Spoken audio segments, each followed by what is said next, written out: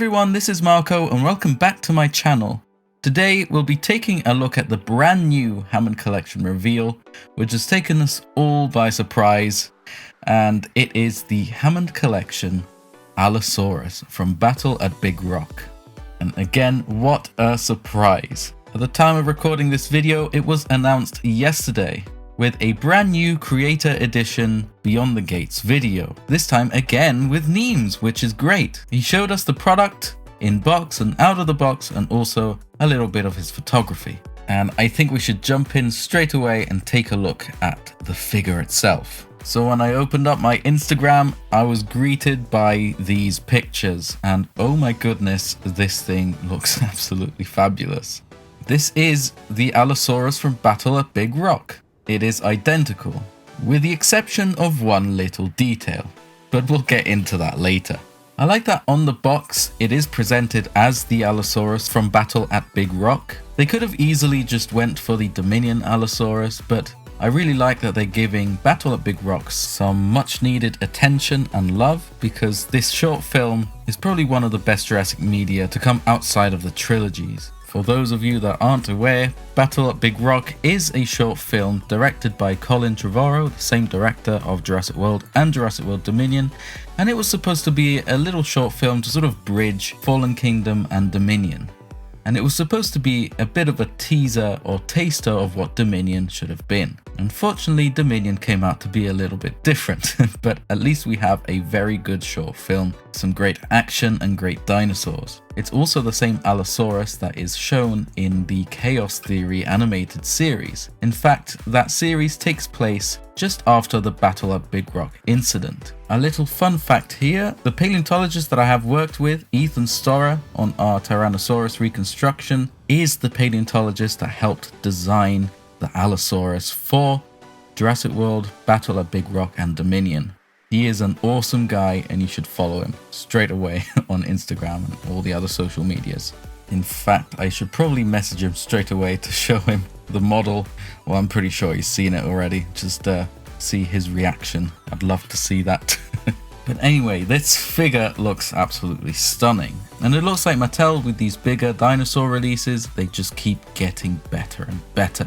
All the proportions look absolutely spot on. It's got a nice long tail, smaller feet, and the teeth look nice and sharp too. Everything seems to be perfect. And that is the brand new philosophy that Mattel is applying to all of their new figures, with some exceptions with the smaller ones. Comparing these pictures to the Jurassic World Dinosaur Style Guide, we can see that the body shape is pretty much spot on. So it seems like the sculptors at Mattel have really paid a lot of attention to the source material. Taking a closer look at the head sculpt, it is perfect. The shape of the jaw and how narrow the snout is, and just the general shape of the crests of the head is excellent. And the detailing is of course amazing, as Mattel really do enjoy detailing their dinosaurs to the max. One thing Mattel usually struggles with is the width of the head. They tend to make the dinosaurs' heads a bit too thick. For example, the Giganotosaurus. The sculpt on that thing is beautiful, but the front view of it isn't that accurate. I recommend you go and watch the in-depth review if you want to see more about that. But in this case, it seems like the head is just about right. We do get a very quick glimpse from the front view. From the very little and short glimpse we see, it does look right. It looks accurate. It does look like it's got more of a stereoscopic eyesight than the Giganotosaurus figure does, and it looks accurate to the show. I need to have it in hand to be able to judge it properly, but it does look spot on so far. Still talking about the head, you can see all that lovely little detail sculpted in. It's got its scars, just like in the show. Some people are wondering why the right eye isn't blind. As most of us know, the Allosaurus in Battle at Big Rock has got a blind eye on the right side. And if this figure is supposed to represent that exact dinosaur, then it's not accurate. I can see why some people could get upset with that. I personally don't mind that much. I'd rather have a figure that has nice eyes, or as much as these glass eyes can look nice. And it is a very easy, quick little fix. You just grab a little bit of grey paint and put it on the eye. There's definitely worse problems out there. Not with this figure though. And I think this is absolutely fine. I can see why Mattel didn't do it. If it was a deliberate decision, because it might spoil the overall look. Also, it might be a bit tricky when producing these because they might get the eyes wrong, like swapping them around or stuff like that. But if it wasn't a conscious decision, then this was a little detail they missed. There aren't many or any renders, to my knowledge, of the Battle at Big Rock Allosaurus, but there's plenty of renders of the Allosaurus from Jurassic World Dominion. They are exactly the same, except for the eye. That one doesn't have a blind eye, both eyes look fine, so they probably used that one as reference. Also, at first I thought that the tongue was wrong, because the Allosaurus in Jurassic World Fallen Kingdom has a blue tongue. But then someone pointed out to me that it's only the male juvenile that has a blue tongue, which is a little confusing, but yes, they're correct. This Allosaurus figure is actually accurate. Its mouth is all pink, including the tongue, and that is correct. Looking at the glass eyes, they're the same type of eyes that we see on the Carnotaurus and on the T-Rex and on the Giga. They're not the best glass eyes around. Again, Mattel still needs to fix the dead eye effect, which means that at most angles the eyes look dead and empty, pretty much soulless if you will. And they actually look good at very specific angles, which isn't ideal. The way to fix this issue is to change the depth of the pupil and the iris. The Mattel glass eyes have the pupil and the iris way too recessed. They're too far back into the eyes. If they brought them a bit further forward towards the surface, they would look good at pretty much any angle. This could be a limitation posed by manufacturing, but again, they are the designers, so they could find a workaround, but that requires extra work. Going back to the mouth, we look at the teeth, they look absolutely stunning. Absolutely fantastic work by Mattel yet again. The teeth look smaller and sharper, they don't look goofy at all. And that's because they are made of a more rubbery material, which is safer than hard plastic. Before, they were hard plastic, which made them rigid. So they had to make the teeth rounded and thicker so they wouldn't hurt, which led to some very goofy looking teeth. But now, since they're rubbery, they can definitely do sharper shapes, and therefore more accurate. And definitely less goofy looking. Definitely an A for these teeth. I want to quickly mention the paint job on the head. We'll talk more about the paint job in general later, but I just wanted to point out that they added that very subtle red on the snout, which is a very little paint detail that the original dinosaur has in the show. They could have not put this on, but it just goes to show that with the paintwork, they did put a lot of effort into it to make it look accurate. So moving on to the rest of the body, it looks superb. The sculpt proportions and the sculpt detail look absolutely fantastic. I have no issues with it whatsoever, and I'm extremely happy. It has all of the nice scoots and ridges on the top of the back, going all the way down to the tip of the tail, and they're all sculpted to perfection. I cannot wait to have this figure in person, my goodness.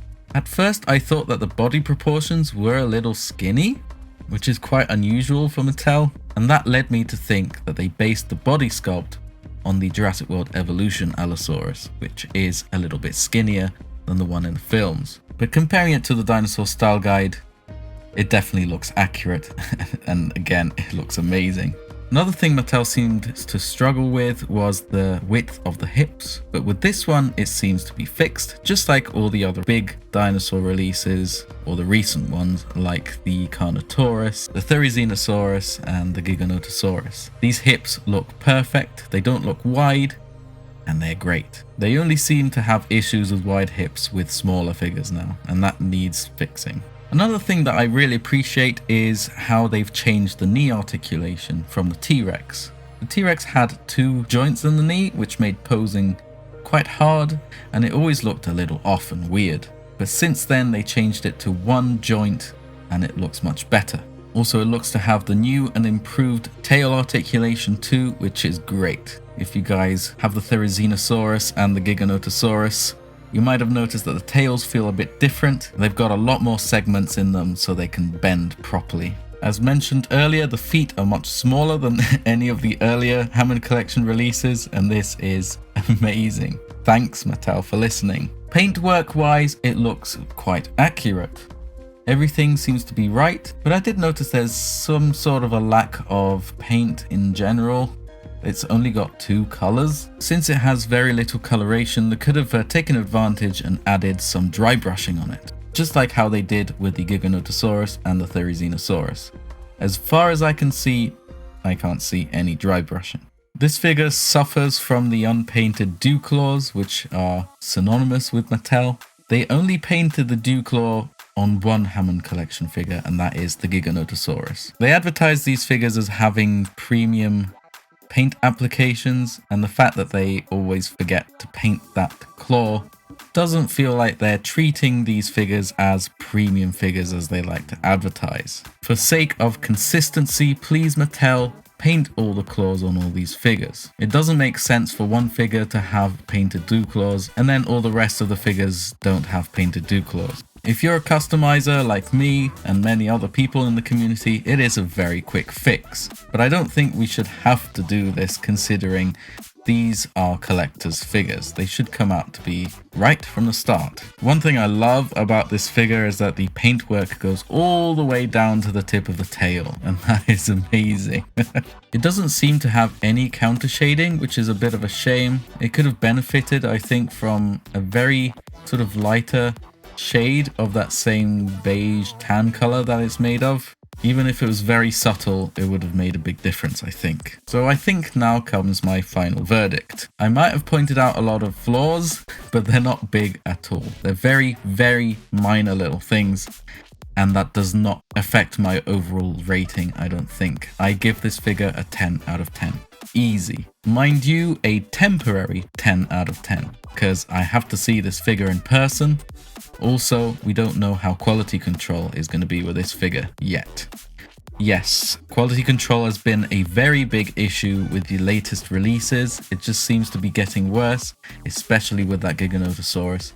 And I really hope Mattel does fix these issues very soon.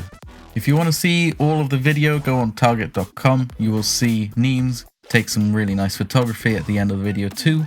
But before I go, I want to mention something really important to me, and that is that Caldera Collectibles, or Jurassic Justin, has released his own version of the Allosaurus, and if you want absolute perfection, 11 out of 10 if you will, and a way more articulated figure too, I highly recommend you go and check his Allosaurus out, because his work is, how do I put this, it's otherworldly, I think.